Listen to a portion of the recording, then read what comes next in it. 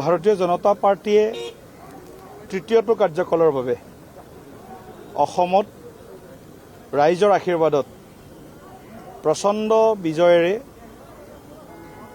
NDA চৰকাৰ গঠন কৰাৰ কাৰণে আমি সকলোৱে সংকল্প গ্ৰহণ কৰিলোঁ আৰু আমাৰ লক্ষ্য বুথ হ'ব।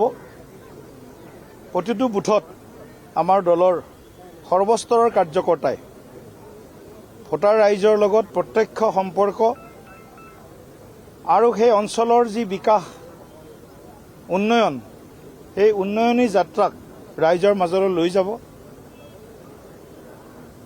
সামগ্ৰিকভাৱে ৰাজ্যখনৰ যি উন্নয়নী যাত্ৰা প্ৰধানমন্ত্ৰী ডাঙৰীয়াৰ আশীৰ্বাদত, মুখ্যমন্ত্ৰী ডক্টৰ হিমন্ত বিশ্ব শৰ্মা ডাঙৰীয়াৰ নেতৃত্বত এখন সুৰক্ষিত, বিকশিত আৰু আত্মনিৰ্ভৰ অসম গঢ়াৰ আমাৰ যি সপোন, সেই সপোনক আমি সকলোৱে প্ৰতিজ্ঞা গ্ৰহণ কৰিছে যে আমি ইয়াৰ কাৰণে যি কষ্ট ত্যাগ স্বীকাৰ কৰিব লাগে তাৰ কাৰণে আমি সকলো সাজু। আৰু আপোনালোকে সকলোৱে ইতিমধ্যে কথাটো আমাৰ বিভিন্ন সময়ত প্ৰকাশ হৈছে। অহা 100 দিনৰ কৰ্মসূচী, অহা 100 দিনত আমি কি কৰ্মসূচী ল'ম, গোটেই কৰ্মসূচীখিনিৰো এটা ৰূপৰেখা প্ৰস্তুত হৈছে। বুথ সবলীকৰণ অভিযান আৰু বুথ বিজয় অভিযান। বুথ সবলীকৰণৰ কাৰণে আমি এসপ্তাহ সময় 16 জানুৱাৰীৰ পৰা 21 জানুৱাৰীলৈকে আমি হাতত লৈছোঁ আৰু 22 জানুৱাৰীৰ পৰা 30 জানুৱাৰীলৈকে বুথ বিজয় অভিযান।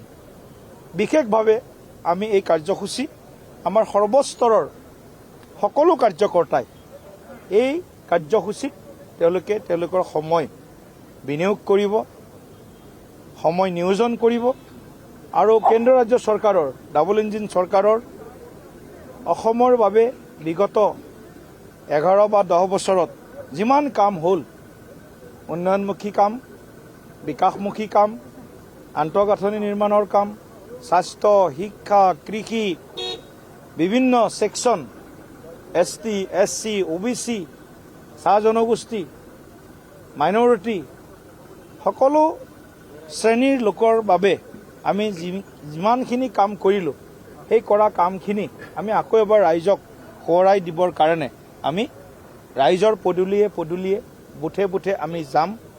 আৰু মুখ্যমন্ত্ৰী ডক্টৰ হিমন্ত বিশ্ব শৰ্মা ডাঙৰীয়াই ইতিমধ্যেই এই কথাটো ঘোষণা কৰিছে যে আমাৰ যি যুঁজ হ'ব, সেই যুঁজ হ'ব সভ্যতাৰ যুঁজ।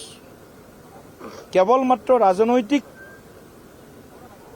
আমি যুঁজ কৰি আছোঁ এনেকুৱা নহয়, বা 2026 চনৰ বিধানসভা নিৰ্বাচন কেৱল নিৰ্বাচন জিকাৰ বাবে নিৰ্বাচন খেলিব বিচৰা নাই। আমি এখন সুৰক্ষিত, নিৰাপদ অসম ভৱিষ্যত প্ৰজন্মৰ হাতত যাতে আমি উপহাৰ হিচাপে দি থৈ যাব পাৰোঁ, তাৰ কাৰণে আমি আমাৰ যি যুঁজ, এই যুঁজক আমি সভ্যতাৰ যুঁজ হিচাপে আগবঢ়াই লৈ যোৱাৰ কাৰণে আজিৰ কাৰ্যনিৰ্বাহক সভাত আমি প্ৰস্তাৱ গ্ৰহণ কৰিছোঁ।